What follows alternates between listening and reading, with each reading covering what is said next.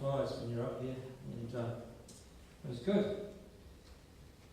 Now, John. When I think of John Mackay, I think of Indiana Jones.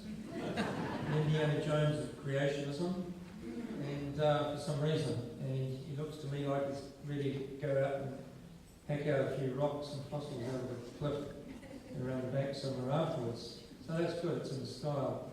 I couldn't help thinking when you were talking about the platypus and how unusual it is that it's an Australian, and what would we expect? Anyway, but John Mackay is from Australia. He's the International Director of Creation Research. He was for many years a science teacher in state and private systems in Queensland, Australia. He's also lectured in geology at tertiary level for technical education. He's one of the founders of the Creation Science Foundation in Brisbane, which later became Answers in Genesis and is now Creation Ministries International. John was a director of CSF until 1987 when he resigned and established the organisation named Creation Research. He's also done research in the United States, in the United Kingdom, in Europe, Caribbean, New Zealand, Pacific Islands, in Asia, on the evidence of creation, evidence from Noah's flood and Babel. In December 1995, he addressed the Tennessee Division of Geology, the government division, on catastrophic evidence in Noah's flood at Falls Creek, Tennessee. In 1999, he presented a lecture at Cambridge University titled A History of Brief Time, which, if you missed it, is a takeoff of Stephen Hawking's book, A Brief History of Time. The evidence for rapid creation. John has also presented science papers on evidence for rapid coal formation to the Sydney Basin Coal Conferences, the International Coal Conference, and addressed the Association of Geological and Earth Sciences at Oxford, United Kingdom, on the topic, The Evidence for Noah's Flood. He obtained his geology degree from the University of Queensland. John has a well-filmed track record, debating and defeating many of the world's leading evolutionists, including the world's best-known atheist, Oxford Professor Richard Dawkins, and who contacted John for a head-to-head session, which has been broadcast several times on Channel 4.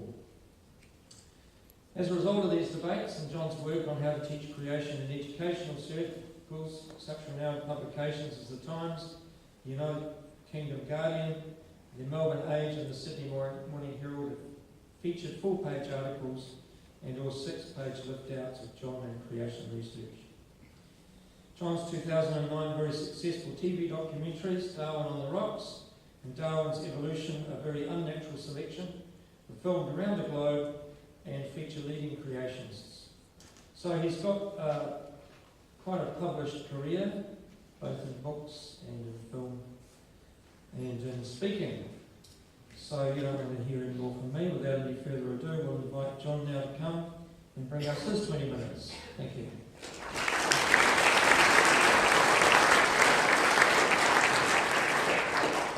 Thank you, Lou, but don't start your clock until we can get our technology here coordinated.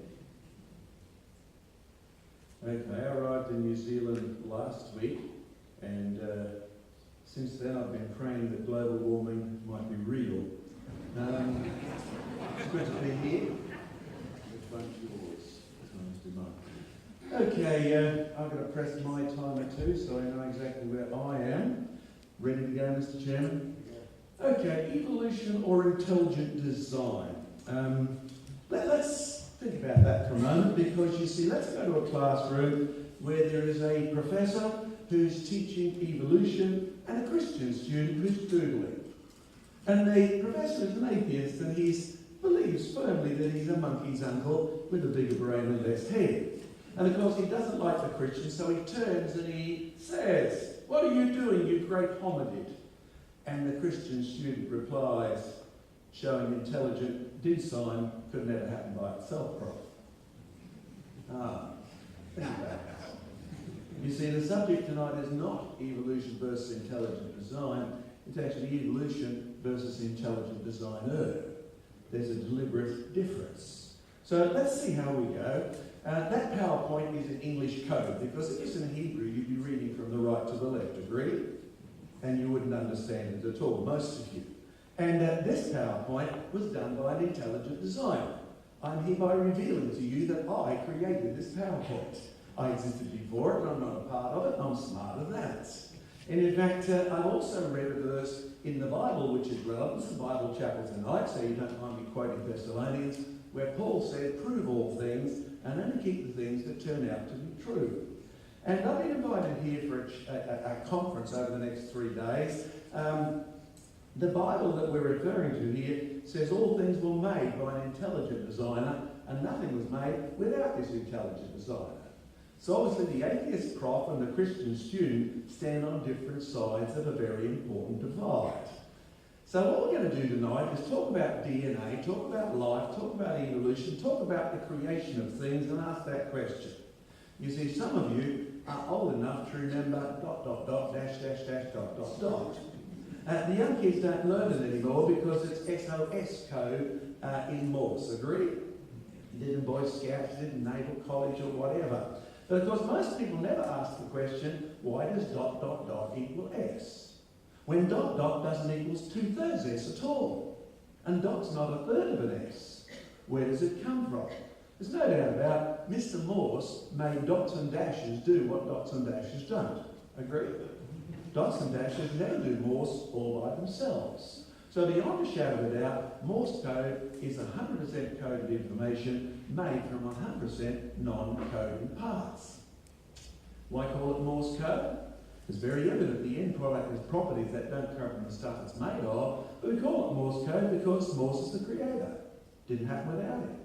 In fact, if you want a good definition of creation, a guy I debated in Canada came up with that one, and I think it's brilliant.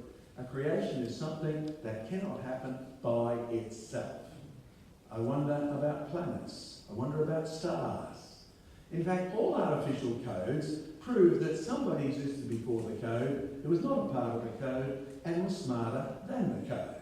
So let's concentrate a bit. What are the characteristics of a known created code? How much information is there in a dot or a dash? What is a dot? Whatever you want it to be, I guess. What's a dash? Turn it sideways and it's a 1, correct?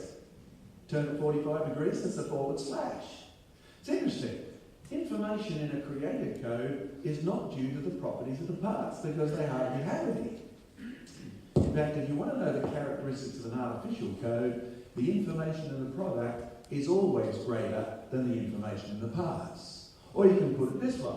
Characteristics of created code, information in the product, much greater than the information in the parts. Or if you want to get a little bit more mathematical, whenever the information in the product is greater than the information in the parts, you have an artificial code.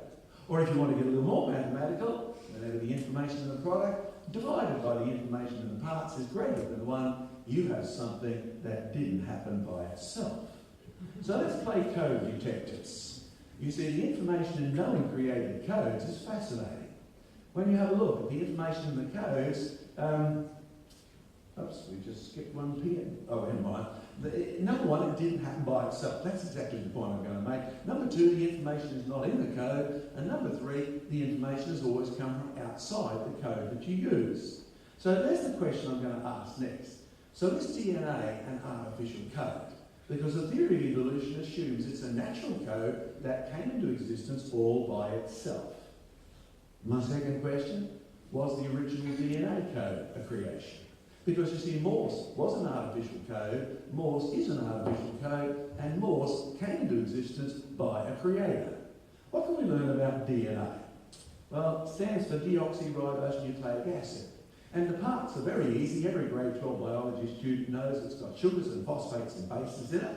But they never ask this question. How much information is in DNA? They never sort of thought that when they had their sugar on the Kellogg's in the morning, they didn't get one bit smarter. You see, sugar doesn't have much information. You go and roll in the phosphate fertiliser and you don't get any wiser at all. In fact, the total information in DNA parts is very minimal. The information in the DNA product, however, is very large. It's impressive.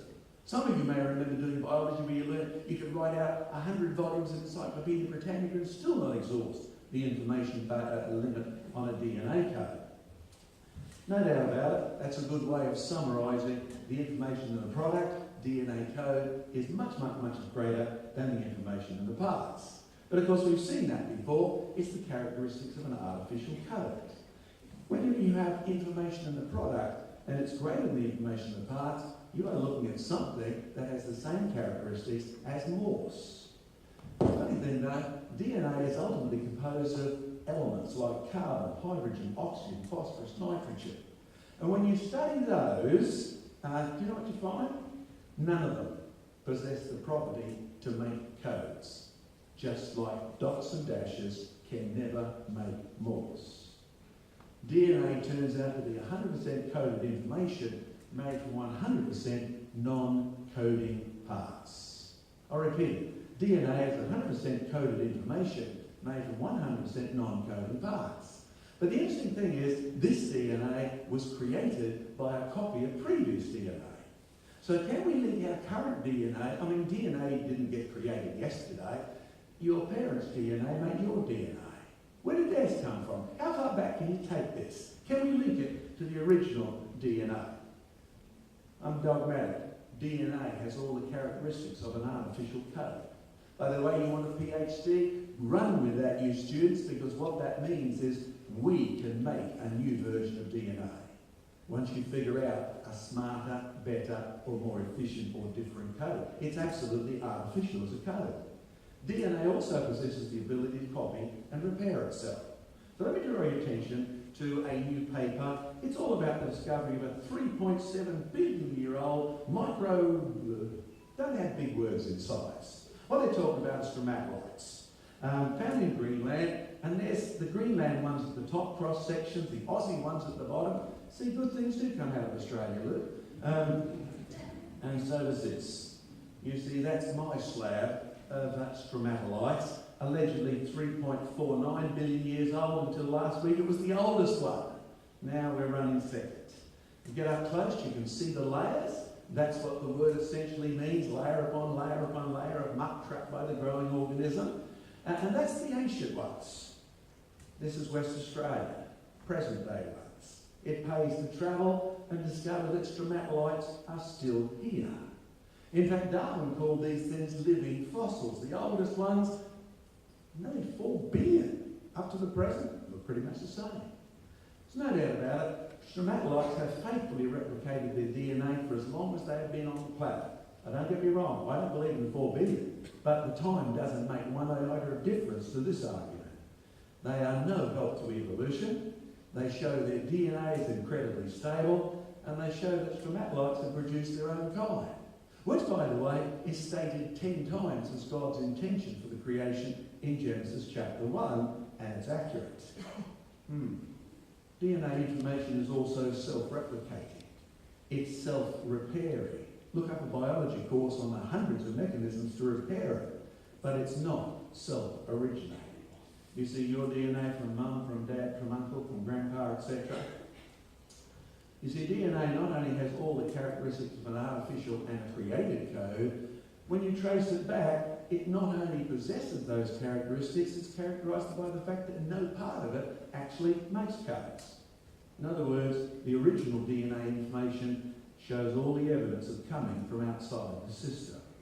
Now, one of the guys who works with us is Professor Ed Neal, Professor of Synthetic Chemistry at the University of British Columbia, and his DVD is out the back if you want to see why he's no longer an evolutionist. It's all to do with the design in life. He manufactures artificial hormones. That's what he does his research in. And his comment is very fascinating.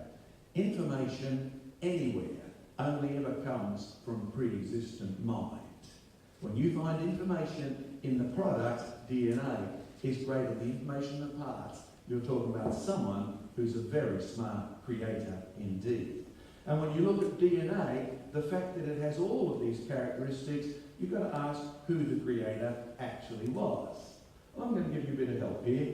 You see, the Bible is emphatic that the creator is none other than Jesus Christ. That's a serious question. So why don't people pay the creator his due? What's stopping us? I mean, I wasn't always a six-day creationist who believed the earth was young. But I was behind the scenes, and I know what's there, and I still know what's there. In fact, let me show you one of the things that's stopping people reaching conclusions about this. Science Teachers Journal, 2003, Scientific Theories are explanations about aspects of nature without reference to God, which, by the way, is a reference to God. And it tells you that the only acceptable versions in our current classrooms are atheist or agnostic. So please don't talk about Christianity being religious indoctrination.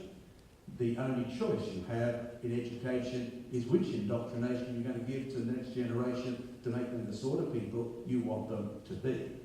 There's also another thing that's going on here. It's particularly showing in geology. Charles Lyell, we had his Bible when we first were doing geology at Queensland University. And if you keep looking, and courtesy of Google, you can dig real deep today.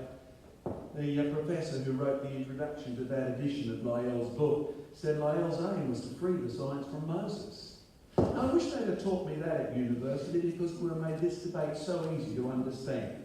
We've already referred to Moses, Genesis, Exodus, Leviticus, Numbers, Ten Commandments, creation, etc. But there's a third one. And it shows here in the San Diego Naturalistic Museum, where they define fossils. Fossils, the remains or traces of prehistoric life. The critical fact is age. Fossils have to be older than 10,000 years. So Lou, no matter what your grandkids think, you're not a fossil. Confidential, isn't that amazing? But it does raise the question, why 10,000? Why can't you be a fossil when you're 9,800? You see, the answer is exactly the one that's been illustrated. Even if you stretch the genealogies in Genesis, you really don't get back past 10,000. The definition of fossils is designed to make sure you never perceive any evidence in support of Genesis at all, behind the scenes. You see, there's no doubt about it, our modern education system, our modern scientific philosophies are designed to get rid of God and get rid of Moses, and it's time everybody knew. They're also designed to get rid of scientists who are Christians. I mean, I can prove that to you. Here's the well-published Aussie Science. He's giving a lecture to one of our camps.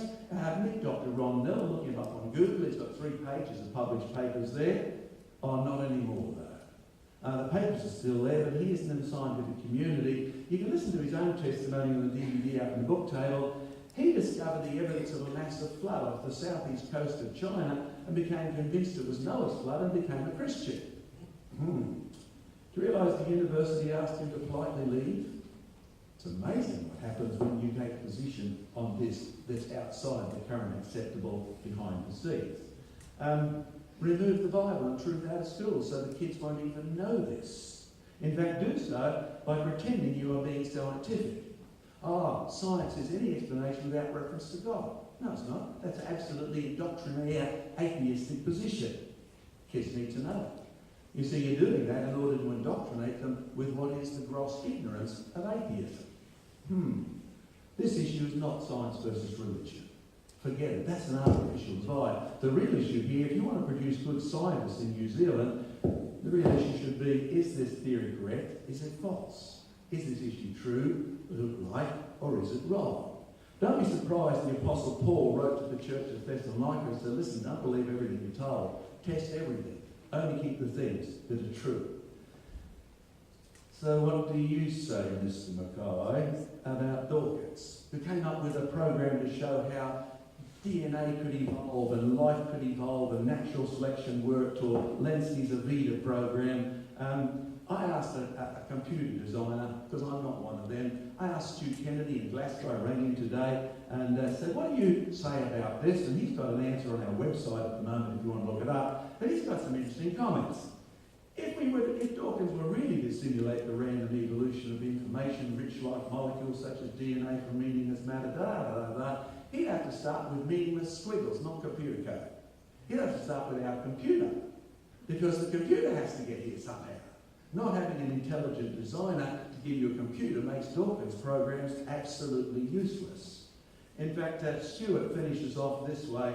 Ed Dawkins and almost all evolution want to skip this step and hope you don't notice it. What are they actually doing? Even though they are trying to duplicate randomness, they've actually demonstrated a low IQ form of creation. Oh, I like that. Perhaps you don't. You see, I created that PowerPoint. I can reveal that to you right now. It didn't even take me 6 days. But see, I've changed the title. Our choice tonight is not really evolution or intelligent designer, it's no intelligence and no designer, or an intelligent designer. You remember the scientists who challenged God to a competition? If you want to illustrate Dawkins' problem, it's simply this. You see, they said, we're smart enough, we can make life interesting, let's challenge God to a competition. So they saw God, and God said, okay, what do we do? And they said, let's make a man. And God said, okay, I've done that before, let's do it again. So the scientists bent down to pick up some dirt, and God said, whoa, use your own dirt. In other words, most of the experiments you see in this don't even tell you where the stuff they're talking about originated from. They assume a starting point way past the starting line. Here's my suggestion. Pay the intelligent designer his due, because life did not happen by accident. Worship. Oh, that's the old word for worship. Worship the Creator, Jesus Christ, and benefit. What do I mean by that? I'll give you an example. Meet Professor Andy McIntosh. I get tired of the lies of opponents who say there's no real scientists who believe in evolution, and he's got quite a few patents, and he was for many years the research professor at University of Leeds, still holds that as an adjunct professorship there. Look at his qualifications. Oh, come on, most of you haven't got a clue what those degrees mean, do you? I mean, that guy's bright, much brighter than I am. Do you know what Andy's attitude is? Because God thought of it first, it'll be a good idea, so copy it. And as a result, he's got patents you can't even believe. Look him up. Interesting. Oh, evolutionary intelligent designer? There's one other question we need to answer in the last couple of minutes. Who is the designer? In the beginning, God created. For in 6 days the Lord made the heavens and the earth. That they may see and know and consider, says Isaiah, that the hand of the Lord has done this, and the Holy One of Israel has created it. Do you know what's interesting about the Bible? Chapter 1 only uses the word God, which is not a name, it's a position. By the time you get to Isaiah, you know the Creator is not Allah. He is not the Holy One of Israel at all. It's not Gia, it's not Thor. By the time you get to the New Testament, you discover, particularly in John chapter 1, all things were made by Christ, all things are made for Christ. The designer is none other than Jehovah Jesus. But what is the design you'd be looking for? Romans 1:20 says this Creator has stamped his nature on the creation, and the designer tells you to prove all things, courtesy the Apostle Paul. So what would your evidence be that God created? The answer is simple. You see, none of the codes involved in life would show any ability to self-originate, and none of them do. What about that? 10 times in Genesis 1, God made each creature after its kind. You see, the Bible talks about a God who never changes. No wonder he didn't use evolution. You recognise the squid? Sure you do. We're there well now. How about this out of my collection? How about this fossil squid? You see, the same problem occurs with stromatolites and squids. In fact, I'll be brutally blunt. Whether you're dealing with living creatures or dead creatures, our friend's allegiance to the fossil record is naive. I'd much prefer Stephen Gould, who commented that way. Our ability to classify both living and fossil creatures distinctly and using the same criteria fits splendidly with creationist tenets. It does. Choose. Things have not produced their own kind. Choose. Things have produced their own kind. But choose carefully. You see, the book of Romans says the Creator will actually hold you accountable for the choice that you make. And he's made the evidence so clear that you have no excuse. Well, we'll continue on with our debate now. In our rebuttal time, Lou, I'll hand back to you.